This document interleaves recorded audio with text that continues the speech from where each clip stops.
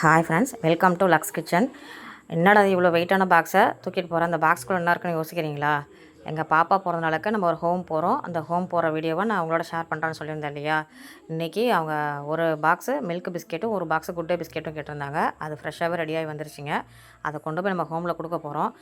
எதுக்காக இந்த வீடியோ நான் போடுறேன் அப்படின்னா, சுற்று வட்டாரத்தில் இருக்கக்கூடியவங்களோ இல்லை தூரமாக இருந்து பார்க்குறவங்களோ எதனாவது ஒரு சின்ன பொருள் வாங்கி கொடுக்கணும்னு நினச்சா கூட தாராளமாக நீங்கள் நேராகவே வந்து வாங்கி கொடுக்கலாங்க.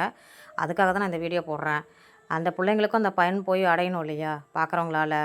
அதனால் பார்க்குறவங்க உங்களால் என்ன ஹெல்ப் வேணாலும் நீங்கள் செய்யலாங்க. நம்ம அந்த ஹோமுக்கு வந்தாச்சுங்க. உள்ளே போயிட்டு சாரும் மேம் தான் இன்சார்ஜ். மேம் இங்கே வெளியில் போயிருக்காங்களா? சார் ஓப்பன் பண்ணி காமிச்சிடறேன் மேம்னு சொல்லிட்டு ஓப்பன் பண்ணுறாங்க பிஸ்கெட்டை. ரொம்ப ரொம்ப ஹாப்பியாக இருக்குங்க. ஏதோ நம்மளால் முடிஞ்சது மற்றவங்களுக்கு செய்கிறோம்.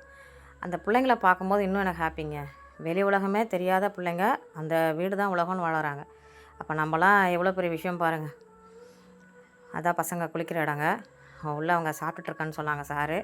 சரி, நம்மளை பார்த்ததும் அவசரமாக சாப்பிடுவாங்க, நம்ம வெயிட் பண்ணி அவங்கள பார்த்துட்டு போவோம். நான் உள்ளே போனோடனே அவங்க மூஞ்சில் அவ்வளோ ஒரு சந்தோஷங்க. ஏன்னா அடிக்கடி எங்கள் சார் தான் இங்கே வருவாங்க.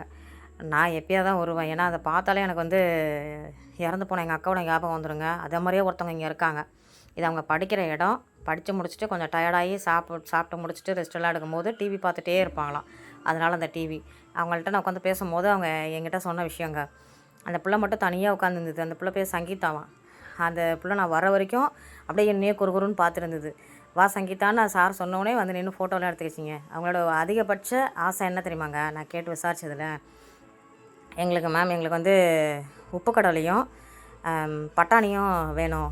இதுதாங்க அவங்க அதிகபட்ச ஆசை என்கிட்ட கேட்டது. இவ்வளோ தாங்க வாழ்க்கை. இதுக்காக தான் எல்லோரும் போராடுறோங்க. இந்த வீடியோ பிடிச்சிருந்தா லைக் பண்ணுங்கள். நம்ம சேனலில் பார்க்குறவங்க சப்ஸ்கிரைப் பண்ணிவிட்டு பாருங்கள்.